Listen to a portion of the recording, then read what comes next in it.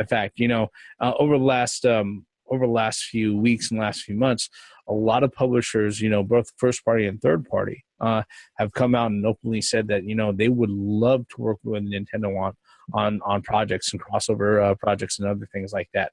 One of the particular ones, case in point, actually showed up earlier this week. Phil Spencer, head honcho guy of Microsoft Games, was in an interview with Australian Gamers, or Aus Gamers, and he, in that particular interview, which was held on the 23rd, he went ahead and he was discussing about the fact that Microsoft worked directly with Nintendo to go ahead and port over a Wii U version of Minecraft. Because of that, he had the opportunity to actually work directly with them, and then actually kind of built a little bit of a respectful working relationship. So much so that Nintendo even went out of their way and they sent Phil Spencer a fucking NES Classic Mini. All right, NES Classic Edition, NES Mini. All right, which nobody can find anywhere unless you're looking on eBay and those assholes are selling it for $450 plus online. But that's another subject altogether. So much so that Phil Spencer, when he was talking about particularly working with Nintendo and everything else, he said he would love to work with Nintendo on other particular things. Mostly because, in his words, Nintendo's got the strongest first party of anybody out there. They're just fantastic in the memories that they've instilled in so many of us who've played their games and had those delightful experiences. Having those on Xbox would be great. So what he would like to see is that he would like to see Nintendo IPs show up on an Xbox platform. Whether or not it's game cameos or whatnot, it's one of those things where when we talked earlier this year about like the possibility of there being a Nintendo versus Capcom game, that would be fucking awesome. On this particular end, also, I think it would be kind of cool. But again, it's one of those things that realistically, just like back in the 16-bit days, I couldn't see any of the Nintendo characters showing up on the Genesis. This is one of those things where it's like it sounds cool, but I don't think it's going to happen. What are your thoughts, guys? I echo everything that you just said. It sounds cool, but I don't think it's going to happen. But maybe Nintendo can teach Microsoft how to make a portable, so Microsoft can jump into the portable game. No, but anyway. No. Look, I was just kidding. Anyway, as far as Nintendo characters appearing on Microsoft systems, or even vice versa, what if Master Chief shows up on Smash Brothers? I mean, there could be a fair exchange here, even though I don't think it's going to happen. I'd like to see Master Chief's ass get eaten by Kirby, sure. That would be awesome. Or Master Chief and Samus finally get to go at it. On a video game spectrum, why not? But I doubt that even, look, there will have to be some sort of even exchange there in order for that to take place. There just can't be just, okay, we're just going to give you these characters for you to do whatever they want and then nothing in return. This is not going to be like Mario and Link and Zelda going to the CDI.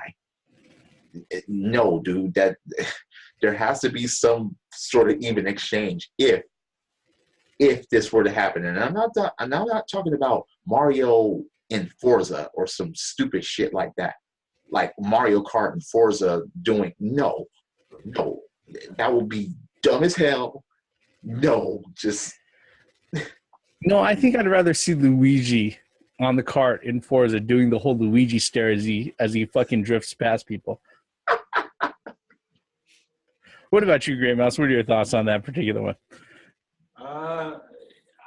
I really don't have anything to contribute to this conversation. Everything that I wanted to say, you guys have already said. I don't see it in the foreseeable future. It's a gamer's pipe dream. Hey, look, don't get me wrong. We saw Cyclops and Ryu shake hands. That broke a lot of barriers. We've seen Mario and Sonic racing on all sorts of summer and Olympic games. hey, you say it's a pipe dream, and I say, marijuana is legal up in Washington State, and it just got legal here. So I don't know. Maybe that's a pipe dream that'll be available for a lot more people than we think. There was Tatsunoko versus Capcom. Look, like Reverend said, Nintendo versus Capcom, Disney versus Capcom. If that shit is in the realm of possibility, then maybe this could be too. Maybe.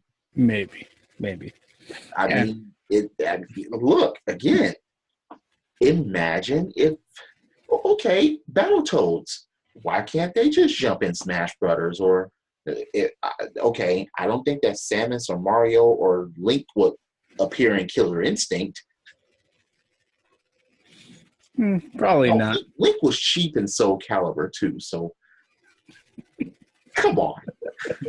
That was cheap as hell in that game. Yeah.